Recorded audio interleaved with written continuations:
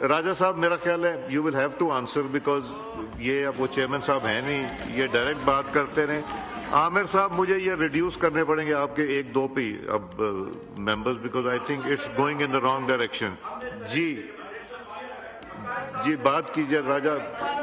جی راج صاحب. شکریہ جناب اسپیکر, تشریف رکھیں.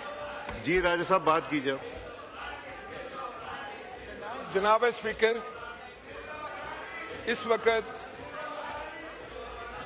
ہم لوگ سینٹ ریکمنڈیشنز پر بات کرنی تھی اور آپ نے لیڈر آف دی اپوزیشن کو بھی جو دعوت دی تھی وہ سینٹ ریکمنڈیشنز کے اوپر بات کرنی تھی. جی جہاں تک بجٹ کی تقاریر کی بات ہے, بجٹ تقریر میں تو آپ سب کچھ بول سکتے ہیں, جو چاہیں بات کر سکتے ہیں, اپنے حلقے سے لے کے سیاسی باتوں تک کر سکتے ہیں, اس میں تو شاید کسی کو اعتراض نہیں ہوتا.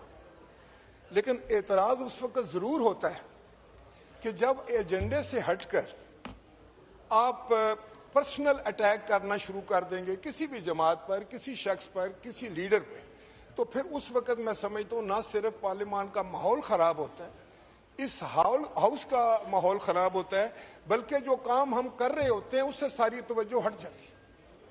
جناب اسپیکر, آج ہمارے چیئرمین جناب بلاول بھٹو زرداری صاحب نے تقریر کی اور پوری دنیا گواہ ہے کہ انہوں نے بڑی جامع, بڑی خوبصورت, بڑی مدلل, اور وہ تقریر تھی ایک محب وطن پاکستانی قائد کی.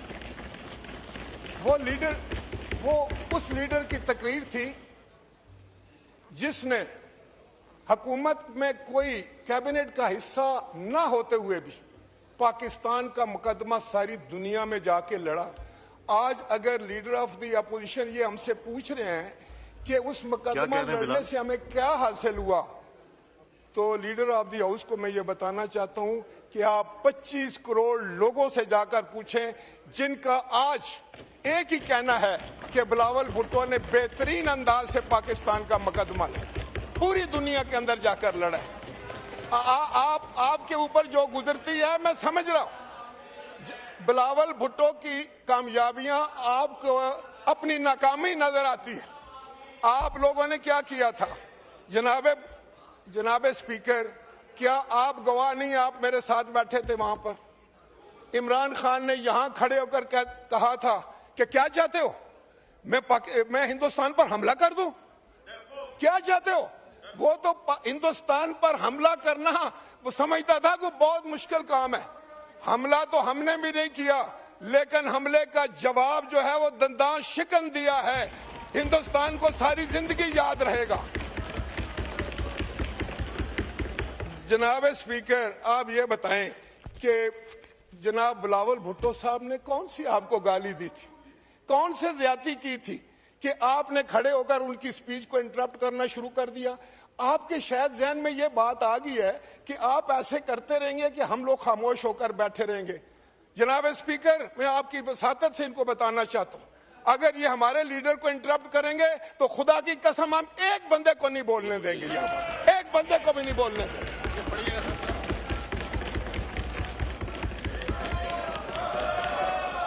بس یہی ہے کچھ, یہ آپ کی قسمت میں لکھا جا چکا ہے. اور دوسری بات جو میں کہنا چاہتا ہوں, تو ابھی آپ کرنا تقریر, ابھی آپ کرنا تقریر, پھر آپ بھی کرنا تقریر.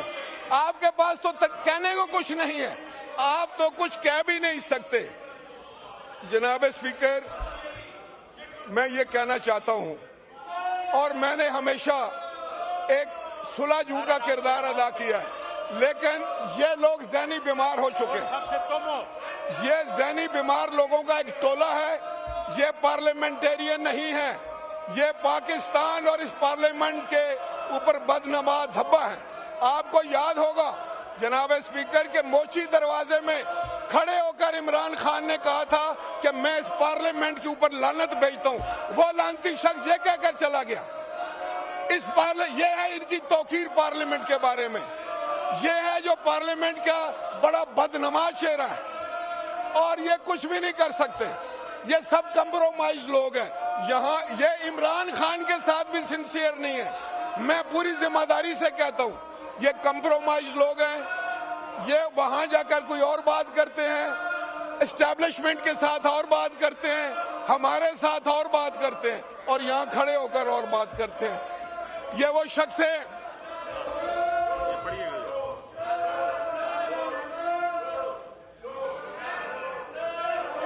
آپ کو یاد ہے کہ سیکیورٹی کونسل کی میٹنگ بلائی گئی, آپ کو یاد ہے کہ آپ وہاں پر موجود تھے.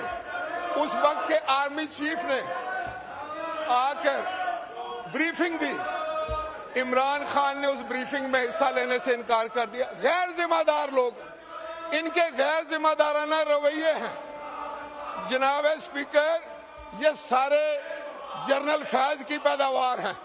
آج یہ فوج کے خلاف باتیں کرتے ہیں. ان سے پتہ کرو کہ کیا جنرل فیض کے علاوہ عمران خان ان کو جانتا تھا؟ یہ عمران خان کے دشمن ہیں, یہ کمپرومائز لوگ ہیں. یہ عمران خان کو بھی دھوکہ دے رہے ہیں, یہ پاکستان کو بھی دھوکہ دے رہے ہیں, یہ اس پارلیمان کو بھی دھوکہ دے رہے ہیں, یہ سیاست کی نفی کر رہے ہیں. ان کے رویے دیکھیں, یہ پارلیمنٹیرین ہیں. جناب اسپیکر, آج جن لوگوں نے ماں بہن کی گالیاں دی ہیں آپ کے سیکیورٹی سٹاف کو, آپ نے ان کے خلاف کیا ایکشن لیا ہے؟ انہوں نے یہاں, میں سن رہا تھا, انہوں نے جب آپ کے سٹاف کو, جو آپ کا سیکیورٹی سٹاف ہے, اس کو ماں بہن کی گالیاں دی. یہ پارلیمنٹیرین ہیں, یہ ممبر ہیں. ان سے پتہ کریں لیڈر آف دی اپوزیشن سے کہ کیا کسی کو ماں بہن کی, کسی اسمبلی کے ملازم کو ماں بہن کی گالیاں دی جاتی ہیں؟ یہ تو نفسیاتی مریض لوگ ہیں. جی ٹھیک ہے. یہ تو اس قابل بھی نہیں ہے کہ ان کو پارلیمنٹ میں رہنے کی گنجائش دی جائے, اجازت دی جائے.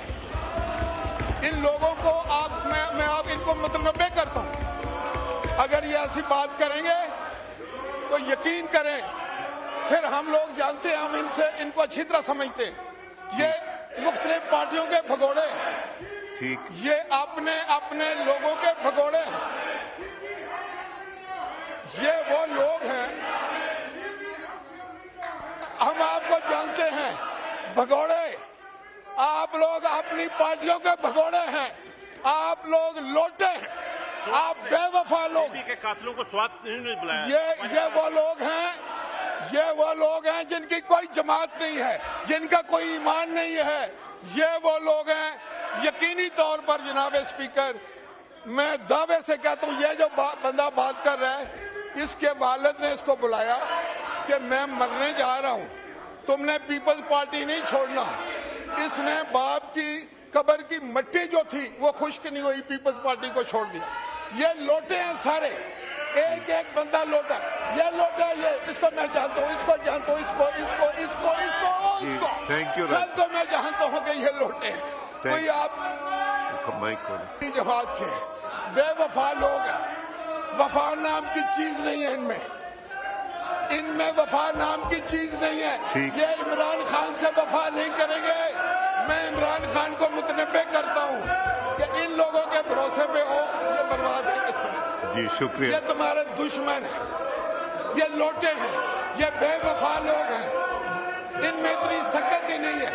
یہ جھوٹے ہیں, مکار ہیں, شور بچانے والی مشینیں ہیں. جی شکریہ. جناب اسپیکر, یہ رمپس کرنے والی مشینیں ہیں, یہ شور مچانے والی مشینیں ہیں, یہ پارلیمنٹیرین نہیں ہے. اور اگر یہ آئندہ ایسے ہی کریں گے تو ہم اینٹ کا جواب پتھر سے دیں گے. شکریہ جی.